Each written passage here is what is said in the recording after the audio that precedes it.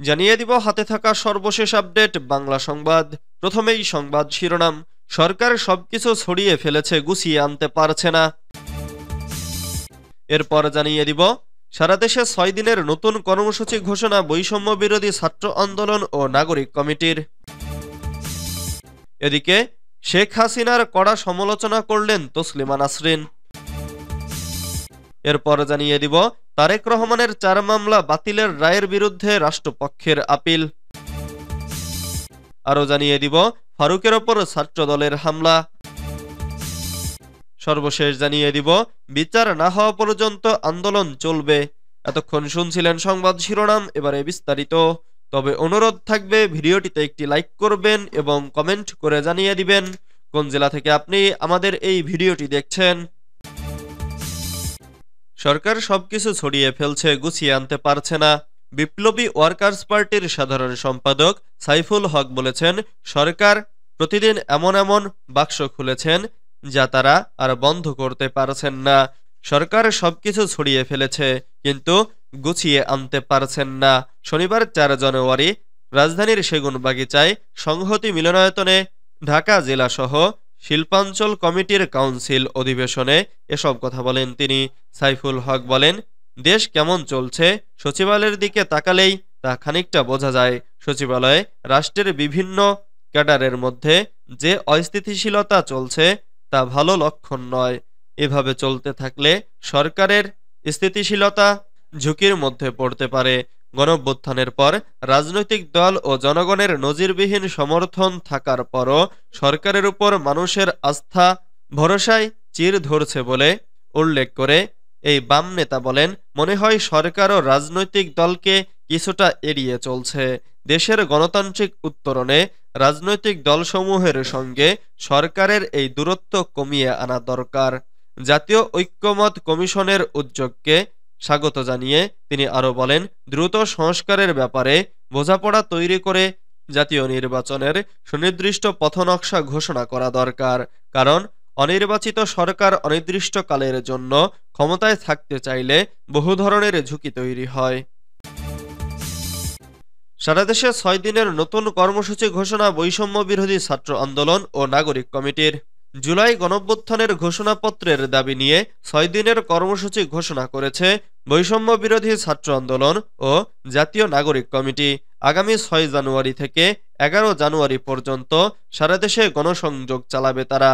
শনিবার বাংলা মোটরে এক যৌথ সংবাদ সম্মেলনে বৈষম্য বিরোধী ছাত্র আন্দোলনের আহ্বায়ক হাসনাত আব্দুল্লাহ বলেন, ঘোষণাপত্রের ব্যাপারে রাজনৈতিক দলগুলো ও মানুষের মতামত জানার বিষয়ে সরকারের পদক্ষেপ এখনো দৃশ্যমান নয়। তিনি আরো বলেন, এ বিষয়ে সরকার কার্যকর উদ্যোগ নিলে আমাদের কাছে সহযোগিতা চাইলে বৈষম্য বিরোধী ছাত্র আন্দোলন ও জাতীয় নাগরিক কমিটি প্রস্তুত। হাসনাত বলেন, গত 31শে ডিসেম্বর শহীদ মিনারে মার্চ ফর ইউনিটিতে 15 জানুয়ারির মধ্যে জুলাই প্রক্লেমেশন ঘোষণার দাবি জানিয়েছি। অন্তর্বর্তীকালীন সরকারের পক্ষে ঘোষণা দেওয়া হয়েছে। এই অভ্যুত্থানে যেমন দেশের প্রত্যেক মানুষের অংশগ্রহণ ছিল, আমরা মনে করি এই ঘোষণাপত্রে জনমানুষের আকাঙ্ক্ষার প্রতিফলন ঘটবে। তিনি বলেন, আমরা মানুষের কাছে ছুটে যেতে চাই। দেশের সব শিক্ষা প্রতিষ্ঠানে পেশাজীবী মানুষের মাঝে জনসংযোগ চালাবো। বৈষম্য বিরোধী ছাত্র আন্দোলন ও জাতীয় নাগরিক কমিটি যৌথভাবে এই কাজটি করবে। শেখ হাসিনার কড়া সমালোচনা করলেন তসলিমা নাসরিন। গণ আন্দোলনে দেশ ছাড়া সাবেক প্রধানমন্ত্রী শেখ হাসিনাকে কওমি মাতা আখ্যা দিয়ে তার কড়া সমালোচনা করেছেন নির্বাসিত লেখিকা তসলিমা নাসরিন। তিনি বলেন, শেখ হাসিনা অবাধে সাম্প্রদায়িকতা ছড়িয়েছেন, ধর্মান্ধতা ছড়িয়েছেন এবং তার সাম্প্রদায়িক ধর্মান্ধ সন্তানেরাই তাকে ঢাকার মসনদ থেকে উৎখাত করেছেন। শনিবার 4 জানুয়ারি নিজের ফেসবুকে এসব কথা লেখেন ভারতের নির্বাসিত এই লেখিকা। তসলিমা লিখেছেন, শেখ মুজিবুর রহমানের কোনো একটি আদর্শ শেখ হাসিনা মানেননি। দেশজুড়ে তিনি তার পিতার ভাস্কর্য গড়েছেন, কিন্তু তার পিতার গড়ে তোলা সংবিধান মানেননি।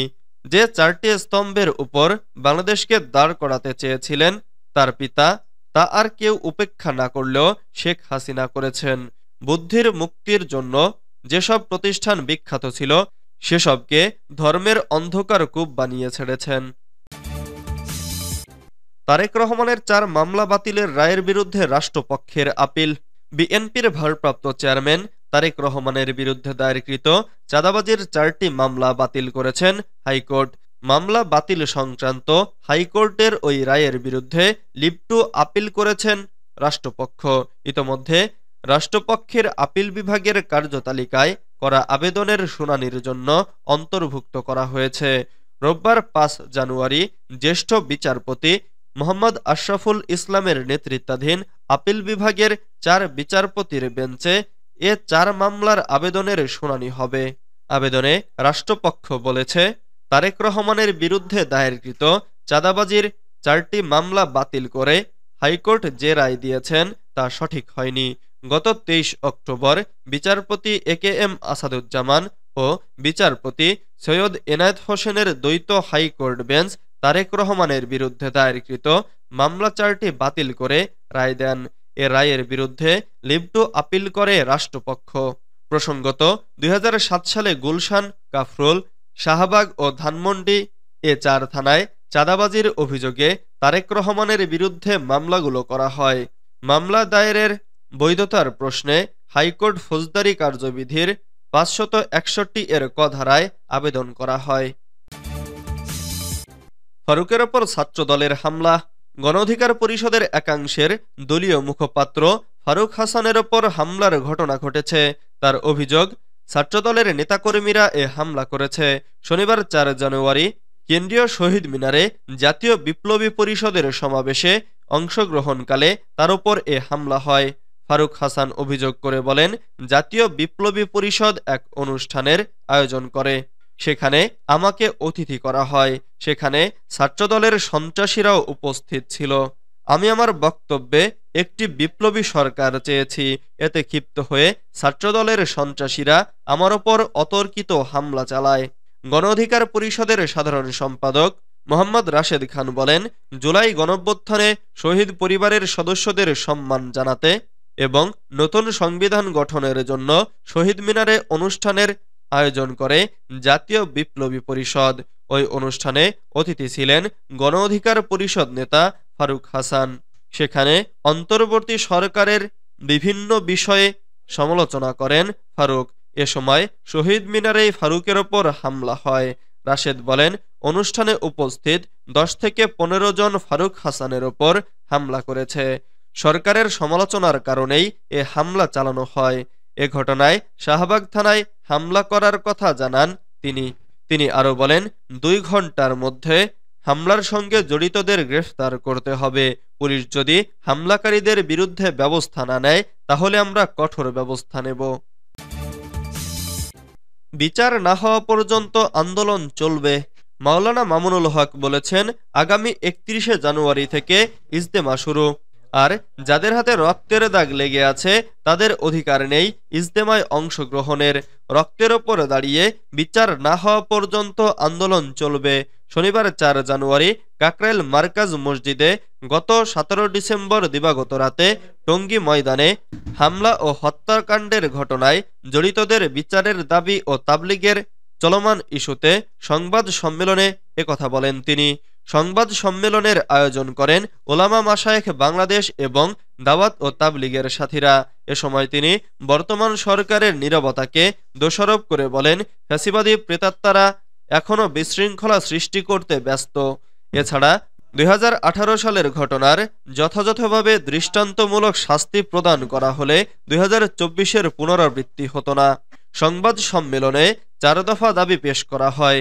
এর মধ্যে 10 জানুয়ারি দেশব্যাপী বিক্ষোভ মিছিল সহ সাদপন্থীদের সব কর্মকাণ্ড নিষিদ্ধের দাবি করা হয়।